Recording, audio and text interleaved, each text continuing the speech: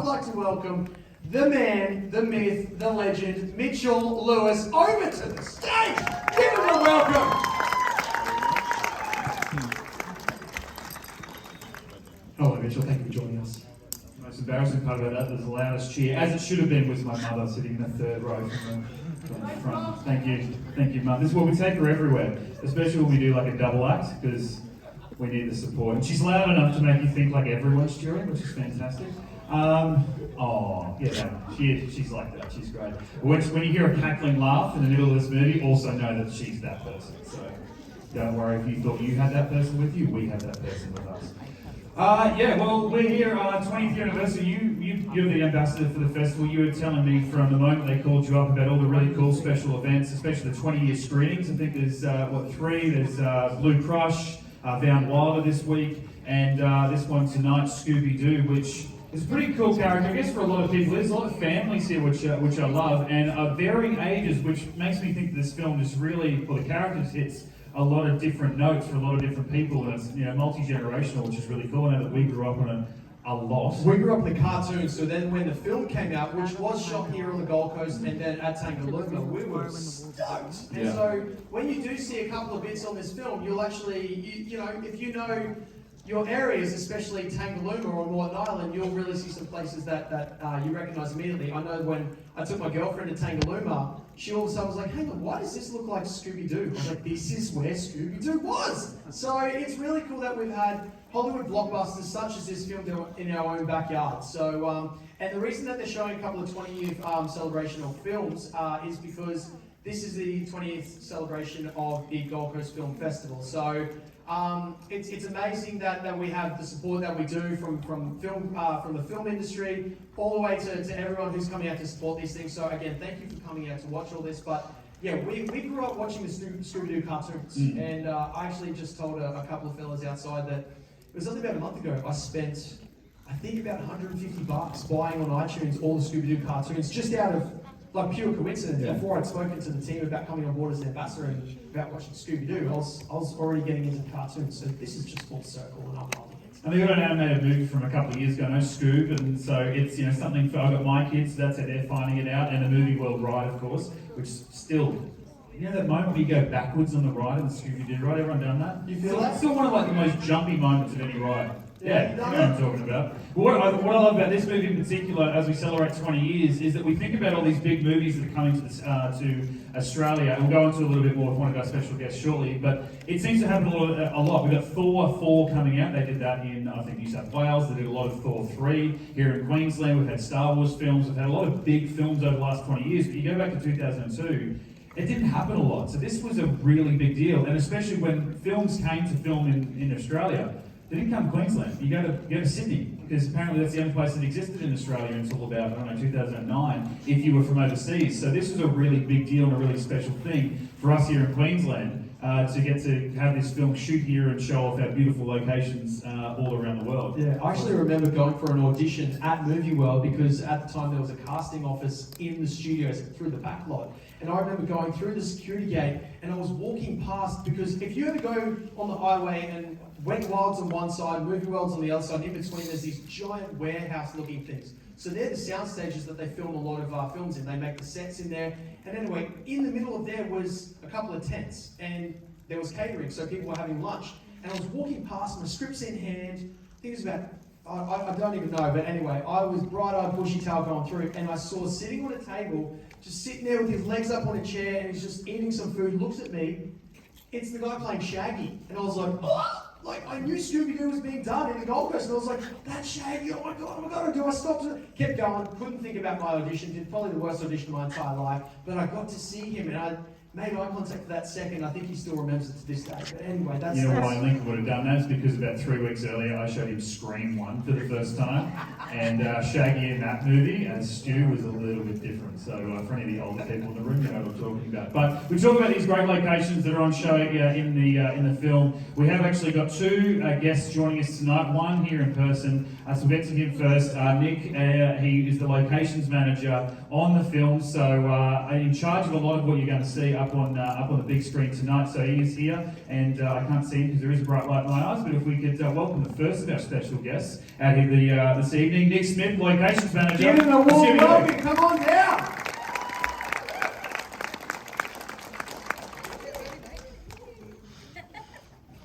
This here for you, sir. And these photos we see up on screen, these are actually kind enough to be shared by the people that were actually part of the film. It wasn't just the production company that sent it. They're actually sort of a lot of them personal photos. So, Nick, thanks so much for joining us. Like I said a second ago with Link, is that thank you, Link. That's brilliant. Is that, nowadays it seems like a lot of people are wanting to come down here, whether it's cheaper to come and film in Australia, and they're finally seeing all these wonderful locations that we've got, and then especially in pandemic times we've had an influx. But 20 years ago it wasn't that big of a deal, certainly not in the numbers that we're seeing. So, can you describe to us, as someone who actually worked on the film, how big of a deal was this to not only get this film to come to Australia, but to come to Queensland so much? Yeah, it was actually a massive deal, and at the time, everyone was excited. Before the film arrived here to shoot, I was actually working at the Film Commission and was part of the bid team to get it here. And it was the second there that they weren't going to come, and at the time the dollar was like 52.5 cents in the Americans' favour, so that helped a lot. But the locations were there, and I just remember walking into even the soundstage and seeing the size of the sets, and we'd never seen that before. It was, we were talking 21 years ago when we thought there were like sets that cost $1 million to build, which was huge. And paparazzi, I've never seen paparazzi before. And at Tangalooma, we had one that managed to sneak through, because we booked the whole resort out, one that sneaked through and had a room. And this strange situation where, I don't know, perhaps, they have a hidden bodyguard. So the paparazzi's taking the photo, and somewhere in the crowd is this bodyguard. So I saw this guy and I thought, we've booked the whole resort. How's this guy here? But then there was residents. I thought maybe resident. And then we had to go to his room to talk to the pap, and the guy's in there. He's got this bodyguard in there. And then the pap tried to do a deal with the production to sell the photos to the production, and wanted $100,000 for the photo, so he wouldn't send them to the media. They ended up in a weekly, a 4-page spread with absolutely no story. Right, were they good photos at least? They were good photos. Okay, they were good They photos. got the car. And then you get hired, so it all worked out well. Yeah. So what are your instructions, when it is, for all intents, is it one of the first, really big things that's coming to Queensland around that time? You're in charge of finding these locations. The local stars are trying to point out, where to go. What's the instruction that you get, about finding these locations when you're trying to promote it to the American bosses of this movie? Yeah, so you obviously want something that's going to obviously match the script and the director's going to be happy with. You work a lot with the production designer, their vision, and Bill Bowes did this, and he was just amazing. He's so cool to see how creative he is in his designs. But it's not just about the look. You've really got to think about the logistics. So whilst we took the entire resort at Tangalooma, we had to get like 200 extras, which are meant to be like university level. So we had to build a tent city out the back for all these kids. Well, I say kids, they were like 19 to 21 year olds. Yeah. We can still be kids at that age. Yeah. I just bought Scooby-Doo like a month ago, so it's like we grow old, but we have to grow up. So what's next? Well, so you talk about Tangalooma, and you guys have to hire out the whole resort. We'll be able to try and spot that. What are some other locations in here that maybe we won't pick up that you hide so well in the movie? But where are some of the other hotspots? Because a lot of them are driving distance from where we are now. Yeah. So the Wow Toy Factory, the opening scene, unfortunately it's no longer there. But it was the Tennyson Power Station. It's now the Queensland Tennis Club Centre. So it's no longer there. We filmed up at the airport stuff was Brisbane International Airport. They couldn't turn off their announcements. So whilst they're filming, in the middle of a scene, you get this announcement, QF14 to San Francisco departing, and so it was cut. So eventually they got through the scenes, but it took 2 days because of all these interruptions of the announcements. It was fairly new then, so they didn't have the technology to stop the announcements. I can imagine finding locations, the right locations for a film that would match the script, the director's vision, would be a logistical nightmare itself. But then, actually getting permission from the international airport to film in there, I can imagine, would be a completely new beast. How do you go, not only about finding the locations, which, yeah, would really take up a lot of hours in the day, but then going into such a busy place such as the international airport and getting that done? Yeah, it is. They're really safety driven, tremendously safety driven. And I did it again on 13 Lives just recently. But everything, all the equipment has to go through the scanners. And we had to set up our own scanning station. And of course, there's lots of people, their safety people that keep an eye on you, keep a check on you, and you're corralled into this small section. So it's intense. And the other thing, when you find this perfect location, you think this looks great, you can park trucks right next door, is that you've got to hope that the owner says yes. And that's the biggest disappointment, is that, you know, they say no. It's like, that's the only option. You got a lot of yeses, obviously some great spots in there. Is there a big no that you felt like you really missed out on? No, on this was good. I think everyone loved the idea of helping Scooby-Doo. Scooby-Doo, right, yeah. I mean, the cast, the crew, all the location owners, everyone was so buzzed and happy. And of course the cast were fantastic, and quite often they treat all the crew to like ice cream vans or pizzas, or and they were always you know, joking around. So it was a really good vibe. Yes, well, like, and we talk about locations, obviously, that's what you do, but yeah, what, in general, like, you know, dealing with them day to day, that's, you're having to manage them, and at the time, like, it wasn't like they were nobodies, you know, got Freddie Prinze Jr., who's coming off the back of a lot of teen comedies, been in a couple of horror movies, Sarah Michelle Gellar, well into her Buffy run, you got Matthew Lillard, who we're talking, you know, joke about the Scream thing, Linda Cardellini, who went on to, you know, just bigger and better things after this movie, so it wasn't like you were dealing with sort of nobody actors that you guys could control, like, you know, we're dealing with some real Hollywood, you know, sort of, you know, go, or were they, you know, just as nice as you were hoping, I guess? Yeah, they were, you know. And I think the funny story was Pamela Anderson has this cameo, and sorry, spoiler alert.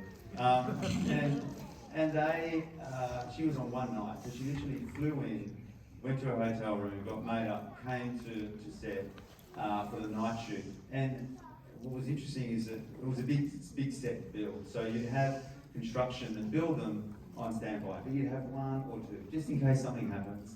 It was a night shoot. Pamela Anderson was on set. There was probably about 30 or 40 construction guys all of a sudden working this night. And I was like, we didn't have room for them. But she was actually really lovely, really professional. And during the takes, it was the extras that kept messing up. She got her mark every time. And she was like, oh, okay, we'll just keep doing it, and until the extras got it right, but she nailed it from the start. Well, kids, mum and dad could probably tell you why there were so many construction workers on set that night to catch a glimpse of beautiful Pamela. You tell me, just outside, there was one moment you had to sort of butter up Miss Sarah Michelle Gellar to keep her happy one morning. Yeah, there's a scene that you won't see, a location you won't see, because originally, there's quite a few actually, because originally it was meant to be a longer film. And then when they released it, they thought, here's an opportunity at the time of release it for essentially a G-rated, a kids film. So they had to delete scenes because the film couldn't be as long as a PG would be. So in Untitled Valley, there was a scene with Daphne's character where it was very zen-like. She was learning karate. It was in this beautiful paddock with this wonderful tree. It was very majestic, but no phone range. And she stepped out of her trailer saying, where's my satellite phone? There's no phone reception out here. And it was probably the only day she wasn't with her partner, Freddie Prinze Jr. And her bodyguard and driver, a mate of mine, he smiled and he looked at me, he looked at her, and he said, Sarah Michelle, he met Nick Smith, he's responsible for the location. and she came out, she did have a bit of a smile on her face. She said, where's my satellite phone? And I said, oh, this is a very zen-like scene. I thought it was important that you were removed from those sort of distractions, you know, to feel like you're at one with nature. And she said to me, you know, you're off my Christmas card list. She had a smile on her face. And I said, oh, I said, actually, it's quite an honour to have made it in the first place. But she was smiling and she was fine.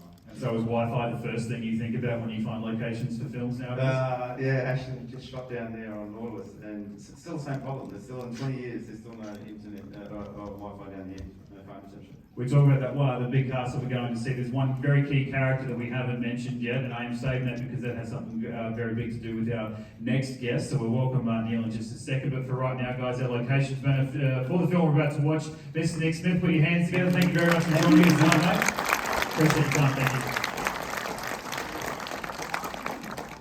So our next guest, Mr. Neil Fanning, I'll introduce him properly in just a second. He was supposed to be with us here tonight as well, but unfortunately we've been going through something over the last couple of years, and the great man got a touch of the spicy cough. So he's done the right thing, he stayed at home and he's dealing with it. Thankfully he's feeling well, and he said, look, I still really want to be here as much as I can. So we've got him on the phone, and we're going to have a quick chat with him. And now while we're going to talk about to Neil Fanning, who are we talking about? The Mystery Gang, right? Who else have we not talked about yet? Scooby-Doo. Neil is the voice of Scooby-Doo, so please make some noise for the man behind the title of that movie. Mr. Neil Fanning. Neil, how you going, mate?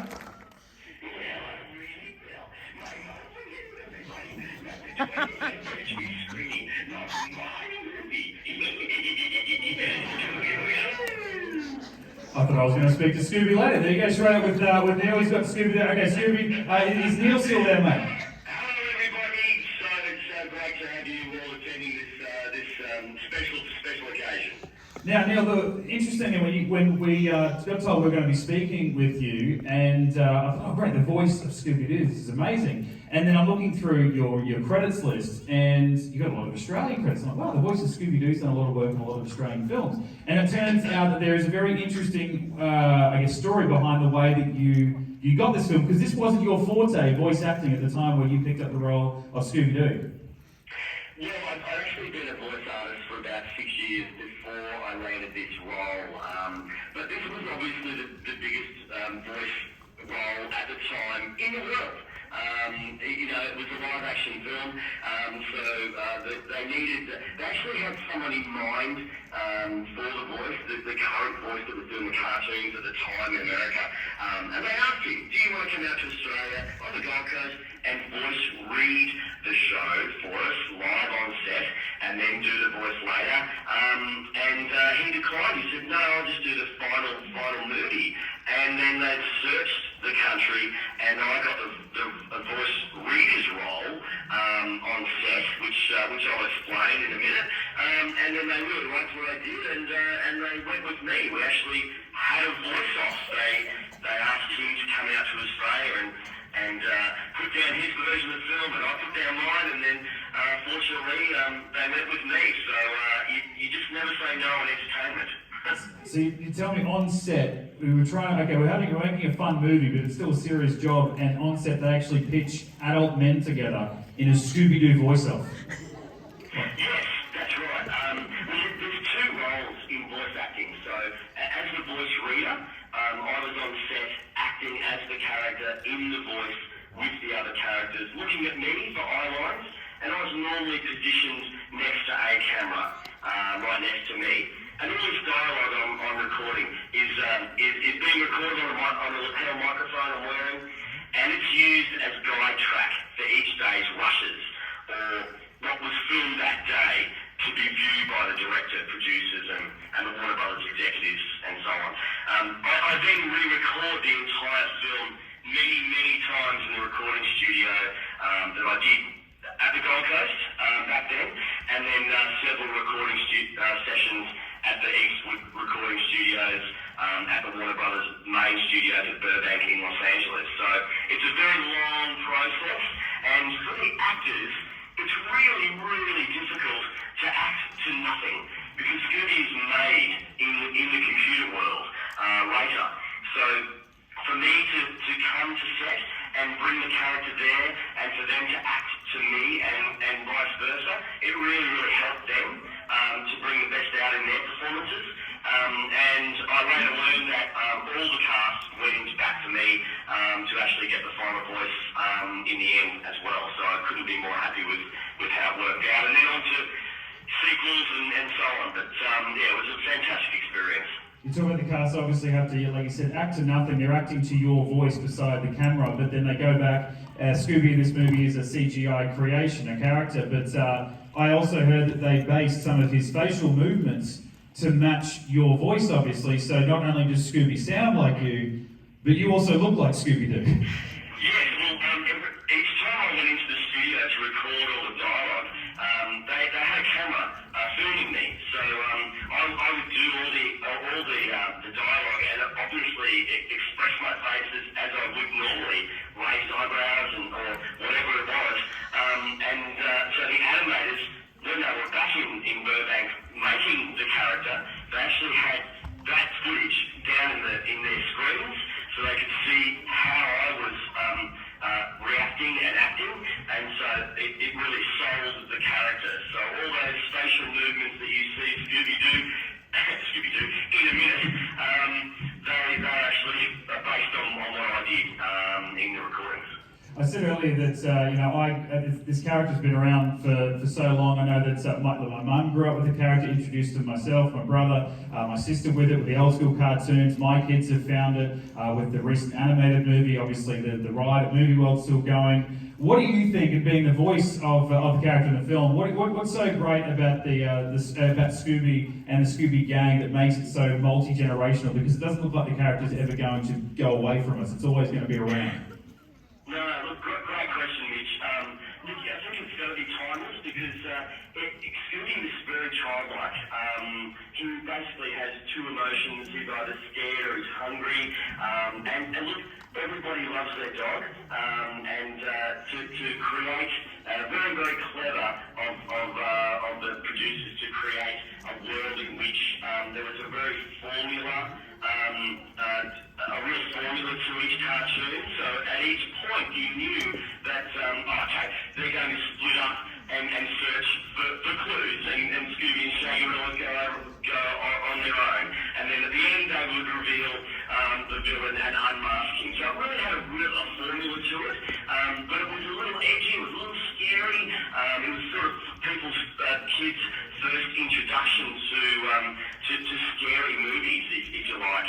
And it just had so many great things. All the characters, Shaggy being his unique character, and some double entendres with his words, and so the parents were getting it too.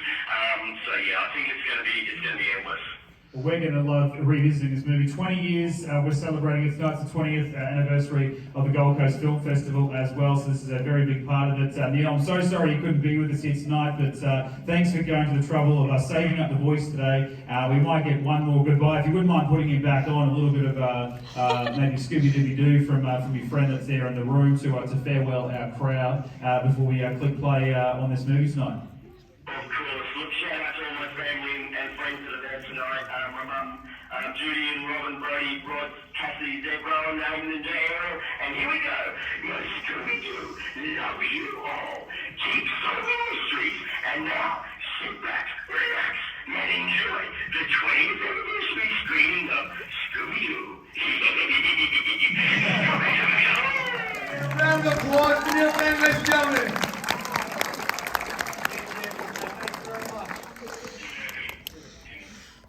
Big thanks to Neil there, and yeah, I don't think, like he said, it's that the character's always going to be somehow relevant, whether it's just as simple as loving a talking dog. I don't know how you could love a talking dog, how good that, but in the end, the Scooby-Doo laugh, I don't think, if that doesn't ever just give you the giggles, a Scooby-Doo laugh. Like a nostalgia moment. Yeah, you also want to just quickly give credit to the actors for acting off everything you see with them interacting with Scooby-Doo is them acting to either a guy's voice somewhere off camera or stick with a ball, something like that. So everything that they're giving is just like a brilliant performances for a Hollywood blockbuster movie is actually just to either a voice behind the camera or just someone poking their head out doing something. So you don't really think about those things when you're watching these movies, but the complexity of that is pretty amazing. So you've got to really appreciate how much effort has been given by these other actors acting off nothing. And I think too, with this movie especially, you've got to understand the assignment of you're making a Scooby-Doo film, and the way that they were sort of making it in that modern sort of setting, but still dressed the way that they were dressed. They sort of had that old school look, and then each of them bringing on,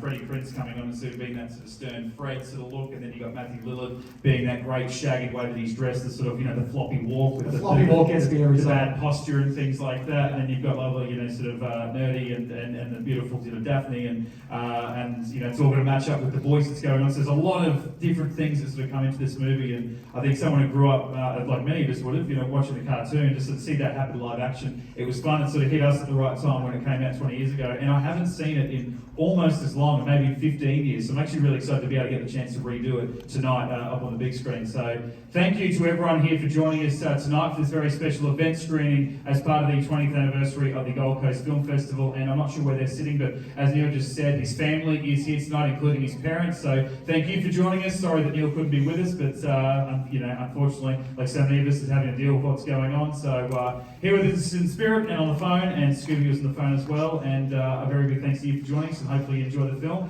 and enjoy the rest of the program as well. Hit up the Gold Coast Film Festival website. Closing film next week, actually, Neil is a part of. He's the voice of Scooby-Doo tonight, he's part of the closing film Bosch and Rocket. There's so much other great program in between now and then. A 20th anniversary screening, like we said before, Van Wilder on Thursday night, next Saturday night, Blue Crush as well. So something for everybody. So hit up the Gold Coast Film Festival website, and we'll see you out here again. But tonight, enjoy Scooby-Doo. So thanks for being here, and we'll see you again.